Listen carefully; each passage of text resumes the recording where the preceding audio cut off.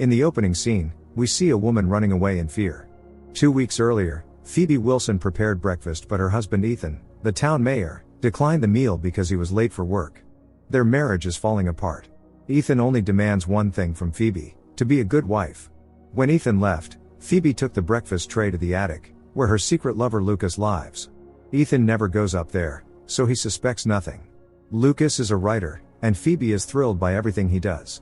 Lucas told her he would finish his book next week and promised that she would be the first to read it. Phoebe would love to run away with her lover, but she has commitments. She is responsible for the library construction project. Lucas gave her a perfect romantic fantasy.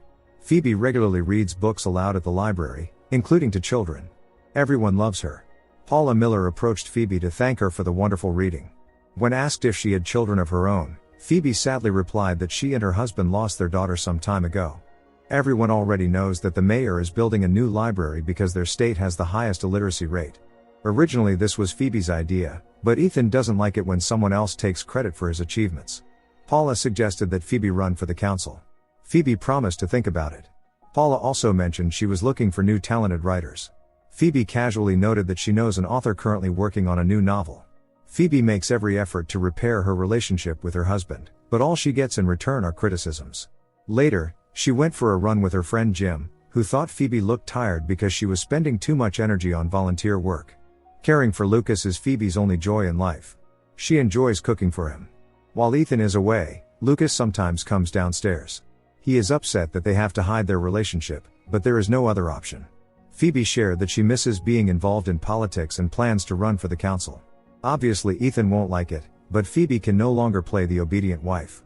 After their daughter Rosie passed away, everything fell apart. Lucas asked if she and Ethan had considered having children again. Phoebe replied that they had, but it didn't work out. Lucas wishes he could give Phoebe a complete family. Suddenly Ethan returned. Phoebe hurriedly told Lucas to go to the attic and started cleaning up the dishes and candles, the remnants of a romantic dinner. When Ethan entered, Phoebe was so startled that she dropped everything, ruining the family's heirloom carpet, which greatly upset Ethan. Today he had given a presentation about the new library, but it seemed no one was interested. Ethan hates losing. He came home early to see his wife before his next business meeting. Phoebe hadn't heard a kind word from her husband in a long time. She misses him, misses them. For the first time in ages, the couple had an honest conversation. However, Ethan was adamantly against Phoebe running for the council. He couldn't understand why she wasn't content being the mayor's wife. Ethan needs a loving partner, but Phoebe can no longer fulfill that role. Before leaving, Ethan harshly told Phoebe to change out of her robe into something decent. This conversation deeply upset Phoebe, and she told Lucas that her husband had rejected her. Lucas reassured Phoebe, saying he believes in her and that she deserves better. Now Lucas hopes his book will be successful, so he and Phoebe can stop hiding their relationship. They could run away together. But Phoebe isn't ready for that. Her town needs her, and she isn't prepared to betray her husband. Nevertheless, Phoebe agreed to one date. They went to a quiet art cafe. Phoebe didn't like that Lucas was wearing Ethan's jacket, which he had found in a box in the attic. Lucas didn't even have money to pay for coffee. Phoebe paid for both of them. He told her about the characters in his book, who overcame many obstacles but ultimately found love. Lucas hopes it will be the same for him and Phoebe. Once he finishes his book, they don't have to end their relationship. Their conversation was interrupted by Paula, who immediately realized that Lucas was the writer Phoebe had praised so much. She introduced Lucas as her brother, which clearly didn't sit well with him. Lucas left, and Phoebe followed him. He declared that once he finished his book, he would leave, and he wanted to know right then if Phoebe was ready to go with him. She couldn't give him an answer. Their strange relationship continued, but Phoebe began to feel uneasy as Lucas became increasingly persistent. It was clear he wasn't willing to settle for the role of a secret lover. The mayor and his wife attended a press conference. Ethan gave a speech, stating his intention to combat illiteracy in their city. Suddenly Phoebe spotted Lucas among the attendees. She became so nervous that she didn't hear a journalist's question. This angered Ethan, and at home he accused his wife of not trying hard enough. Ethan wanted her to be better. Phoebe shouted at him, saying he had become a different person since Rosie's demise. Ethan made it clear he didn't want to talk about their daughter. He insisted that if they didn't leave the past behind, they wouldn't have a future. Noticing his old jacket on the staircase, Ethan decided to clear all the junk out of the attic. Phoebe quickly claimed she would do it herself, reminding him that he needed to focus on work. Phoebe told Lucas he needed to stop being so irresponsible. If she filed for divorce now, Ethan would never finish the library. Lucas mentioned that he'd talked to Paula today as she made the rounds of the neighborhood. Phoebe felt a sharp wave of panic, but Lucas assured her that for now their secret was safe. It was obvious he was blackmailing her. Phoebe had no choice but to promise Lucas that she would make her final decision tomorrow. Jim came by with a bottle of wine to support Phoebe, but she couldn't let him in. As Jim left, he noticed something unusual in the attic. Phoebe set the table for dinner. Ethan arrived and for the first time in a long while, brought her flowers. He apologized for taking his anger out on her recently and promised to spend more time at home. Listening to this, Phoebe could barely hold back her emotions. She was consumed with guilt. At dinner, Phoebe was quiet and tense. Ethan announced that he wasn't going back to work that evening, saying this was a new beginning for them. While Lucas worked on his book in the attic, the couple got ready for bed. Ethan reminisced about the dreams they had when they got married, unaware that someone was eavesdropping. Lucas dared to sneak downstairs. Phoebe had always dreamed of having a big family, but her husband had focused solely on his career. Ethan admitted that losing their daughter broke him. He couldn't even go up to the attic, where Rosie's playroom was. Now Ethan wanted to start fresh and suggested they take a vacation. Lucas crept near their room and was almost discovered. He hated the fact that the couple's relationship was improving, as it meant Phoebe wouldn't choose him. The next morning after breakfast, Ethan wished Phoebe a good day and left for the office. Phoebe went to the attic, indignantly asking Lucas how he could take such a risk. Lucas accused her of lying.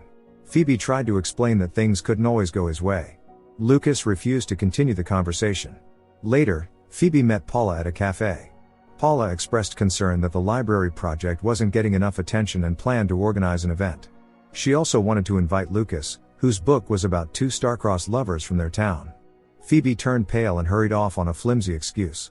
Jim couldn't shake the feeling that something was wrong with his friend. She had never been this withdrawn before.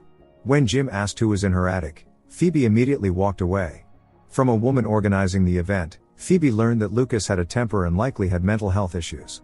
This woman had already heard about him and didn't want someone with a bad reputation representing the library. Unsure of what to do, Phoebe went to Jim and confided in him about her marital problems. She admitted that her husband's frequent outbursts over trivial matters frightened her. Currently Phoebe couldn't do anything without Ethan's approval. She also revealed that 6 months ago, she found lipstick marks on his collar. Phoebe had given everything to their marriage, and Ethan couldn't even stay faithful. Phoebe confessed she had an affair with a man she met at a writer's event. Lucas had a tough life, his parents kicked him out, and he couldn't afford school, so he survived on odd jobs. Phoebe felt sorry for him, believing such talent shouldn't go to waste. When Jim learned that Phoebe had moved her lover into the attic, he was shocked. But it seemed Phoebe loved Lucas because he gave her what Ethan no longer could. Still, Jim believed that didn't justify Phoebe's actions. No matter how you looked at it, the situation was unhealthy. Jim wanted to help his friend but didn't know how. He couldn't understand her feelings. Lucas started acting brazenly, coming downstairs whenever he felt like it. Phoebe was tired of putting up with it. She had given Lucas 6 weeks to finish the book, but he had failed to meet the deadline. Now Phoebe wanted Lucas to leave. He began blackmailing her, threatening to reveal their affair to Ethan, but Phoebe made it clear that she wouldn't allow herself to be manipulated. Today the couple was supposed to attend an event. Ethan was nearly late, blaming Phoebe for not ironing his shirt and claiming that nothing could be entrusted to her. However, Phoebe was certain she had ironed it. Ultimately the couple argued, and Ethan sent Phoebe away. At home she called out for Lucas, apologizing for her temper. She was ready to talk openly now. Lucas didn't respond. In the attic Phoebe found him lifeless under a sheet and in panic left Jim a voicemail. Unexpectedly Ethan returned home, having forgotten his speech notes. Barely maintaining her composure, Phoebe helped him find what he needed. By this point Ethan had calmed down and told Phoebe she should attend the event after all because it was a matter of decorum.